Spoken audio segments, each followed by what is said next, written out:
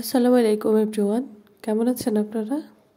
তো আমি এখনও অসুস্থ, আমি এখনও ভালো হই নাই, জ্বর সর্দি লেগেই আছে, সাথে মাথা ব্যথা, খুবই খারাপ অবস্থা।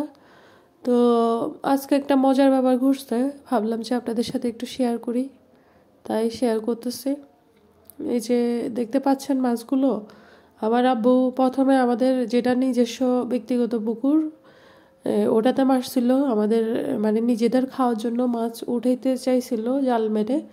তো মাশাল্লাহ ওখানেও পাইছে, যা পাওয়ার পাইছে আলহামদুলিল্লাহ। তারপরে জালটা নিয়ে মানে আমাদের ভাগের যেটা বাড়ির ভিতরে সবচাইতে বড় পুকুর, আপনারা ভিডিওতে দেখতে পেয়েছেন, আমি এর অন্যান্য ভিডিওতে আমি এটা শেয়ার করছি। তো ওটাতে ধুইতে নিয়ে গেছে আর কি, জালটা ধোয়ার জন্য নিয়ে গেছে। তো ভাবলো যে একটু মেরে দেখি দেখি কি হয়। তো প্রথম খোপেই মানে কি বলবো, 3টা মাছ উঠছে মাশাল্লাহ এগুলা। তারপরে পরে আবার মারছে আর কে, দেখা যায় যে 2টা উঠছিল, একটা জাল থেকে মানে পড়ে গেছে। তো এই 4টা, তো এটা তো ভাগের সবাই মানে অংশ আছে এই পুকুরে।